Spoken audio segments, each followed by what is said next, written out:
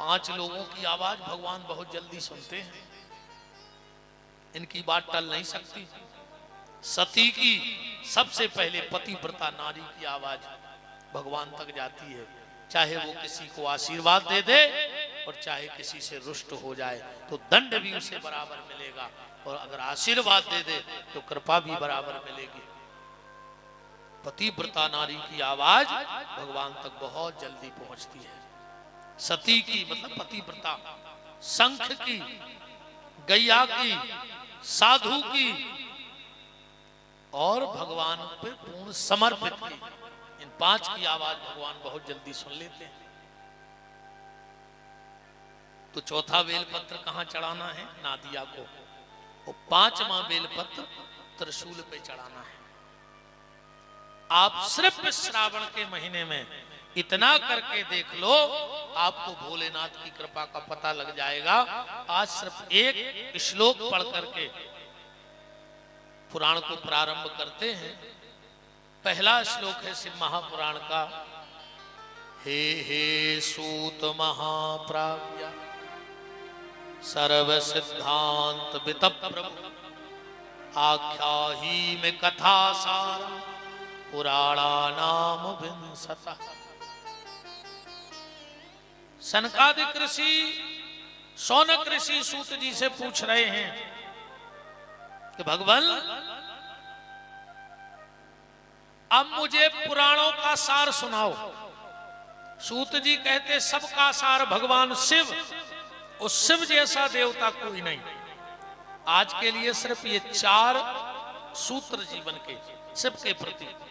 एक राजा की सवारी चली जा रही थी, अचानक से सवारी रुक गई। जाम लगा होगा तो राजा रथ में बैठे थे। राजा ने बगल में देखा कि एक 8-10 साल का बालक मिट्टी की मूर्ति बना रहा है। अब मूर्ति बनाकर उसके कान में कुछ कहता है और उसको मिट्टी में मिला देता है। उसने ऐसा 8-10 बार किया तो राजा को बार बार ध्यान वहां गया कि इतना सा बालक इतनी मेहनत से मूर्ति बना रहा है और कान के यहां जाता है, मुंह लगाता, फेंक के मिट्टी में मिला देता है। तो राजा के अंदर बड़ी जिज्ञासा जगी कि ये बालक क्या कर रहा है। राजा रथ से उतरे, खेत में गए और उस लड़के से बोले कि बेटा ये क्या कर रहे हो? मैं बहुत देर से देख रहा हूं कि बार बार मूर्ति बना रहे हो और बार बार मिट्टी में मिला रहे हो। और उस बच्चे का जवाब सुनना। उस बच्चे ने कहा, राजा मैं ये मिट्टी की मूर्ति बनाता हूं और इसके कान में कहता हूं बोलो ओम नमः शिवाय, और जब ये मिट्टी की मूर्ति नाम नहीं बोलती तो मैं इसे मिट्टी में मिला देता हूं। फिर तेरी क्या औकात है? अगर भजन नहीं करता तो भगवान तो मिट्टी में मिलाएंगे कि नहीं मिलाएंगे? वो बालक और कोई नहीं, वो समय था। समय कब किसको कहां गिरा दे इसका कोई ठिकाना नहीं है। हम लोग एक बात कहते हैं, बहुत ध्यान से सुनना, कि उनके साथ 200 लोग परमानेंट, उनके साथ 2000 परमानेंट, उनके साथ 2 लाख परमानेंट। यहां किसी के साथ कोई नहीं है, बहुत ध्यान से समझना। यहां किसी के साथ कोई नहीं है। तो फिर ये 2-5 हजार की भीड़ काहे की है? बोले ये समय की भीड़ है। जब समय अच्छा आता है तो भीड़ अपने आप बढ़ जाती है, जब समय खराब आता है तो अपने ही रास्ता काट के निकल जाते हैं। हाँ, यहां किसी के साथ कोई नहीं है, ये समय की भीड़ है। वो समय अच्छा कब रहेगा? जुड़े रहोगे तो तुम्हारा समय कभी गड़बड़ हो नहीं सकता। और एक बात और ध्यान से सुन लो, जीवन में जब कभी ऐसा लगे कि हमारा समय थोड़ा विपरीत हो रहा है, हम डगमगा रहे हैं, हम जहां जाते हैं वहां लॉस होता है, वहीं हम नाकामयाब हो रहे हैं, तो घबराना नहीं। सिर्फ एक काम करना उस वक्त, तो मुझसे जुड़ जाना। जिसका समय अच्छा चल रहा हो, तुम्हारा समय अपने आप अच्छा हो जाएगा। ये जिंदगी भर याद रखना, जब तुम्हारा समय खराब चले तो तुम उससे जुड़ो जिसका समय अच्छा चल रहा हो, तुम्हारा समय अपने आप अच्छा हो जाएगा। और ऐसे ना मानो तो ऐसे मान लो। आजकल तो प्रचार प्रसार के बहुत सारे साधन चल गए, ink media, print media, social media, दुनिया के चल गए। पहले प्रचार प्रसार का सिर्फ एक माध्यम था बड़े भैया, सिर्फ रेडियो। जब रामायण आती थी तब गिनी चुनी टीवी होती और 2-4 गांव में एक टीवी हो। ये तो अवई 10-20 साल को आए जो सब तमाशो। हमने वो समय देखा है।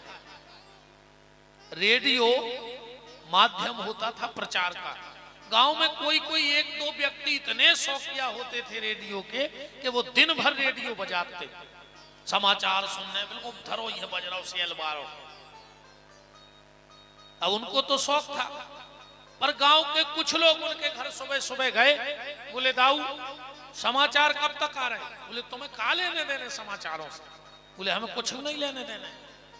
बोले फिर काय पूछ रहे? बोले हम एक हो पूछ रहे हैं कि हमारी घड़ी चल रही है गड़बड़, सो हमें तुम्हारे रेडियो से तन्ना घड़ी मिलाने हैं बस। केहू आदमी अकेली घड़ी मिलावे जाते रेडियो से। क्यों? क्योंकि उनका समय गड़बड़ चल रहा था और रेडियो का समय सही चल। और जो रेडियो से घड़ी मिली तो इनकी भी ठीक चलन लगी कि नहीं चलन लगी? होता था ऐसे कि नहीं होता था? अभी रेडियो है बड़े भज्जा, अब समय बिल्कुल ठीक चल रहा हो, हर तरफ से नहीं चल रहा हो, हर तरफ से, चाहे धन से हो चाहे धर्म से हो। शिव महापुराण की कथा हो रही। अच्छा बताओ, समय खराब हो तो कथा हो जाती। मैंने भगवान के घर में अच्छा समय चल रहा हो कहा, और राजपूत परिवार को जब तो भगवान की कथा हो रही, आप सब बैठे हो, ना जाने किस भेष में नारायण आ जाए, ना जाने किसके भीतर बैठ के भगवान पधारेंगे यहाँ। तो अपन को क्या करने हैं 8 दिन? अपन को तो अपनी घड़ी ले आन के ते मिलात रहने हैं बस शिव महापुराण से।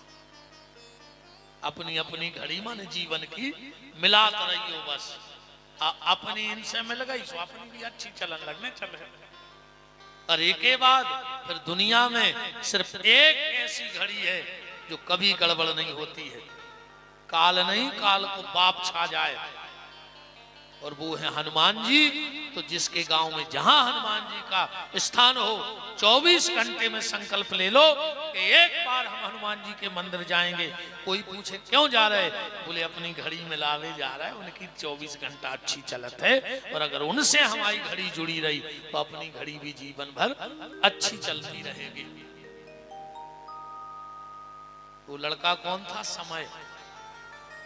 राजा ने कहा छोटा सा बच्चा है और बड़ा दिमागदार है, जब 8 साल में इसकी बुद्धि ऐसी है तो ये 28-30 का होगा तो बड़ा अच्छा विचारक बनेगा। तो बोले बेटा तुम हमारे राज्य में चलो, हम राजा हैं, हम तुम्हें मंत्री बना लेंगे अपना, बड़े हो जाओगे तो। उसने कहा बिल्कुल चलेंगे, पर हमारी 4 शर्तें हैं, अगर वो मान लोगे तो हम तुम्हारे साथ हैं। राजा ने कहा बताओ। राजा ने सोचा इतना सा बच्चा हमसे क्या शर्त रखेगा? बच्चा बोला राजा पहली शर्त हम भोजन करेंगे, तुम भूखे रहोगे। दूसरी शर्त हम सोएंगे, तुम जगोगे। तीसरी शर्त हम कपड़ा पहनेंगे, तुम्हें बगैर कपड़े के रहना पड़ेगा। चौथी शर्त हम पे कोई भी कष्ट आएगा हम तुम्हें बताएंगे नहीं, और तुम्हें हमारी मदद को आना पड़ेगा। राजा ने कहा पागल हो, ये कोई शर्त है कि तुम भोजन करो हम ना करें, तुम सो जाओ हम ना सोएं, तुम जागो है, तुम कपड़ा पहनो हम नग्न घूमें, और हमें क्या पता तुम्हारे जीवन में कब कष्ट आया।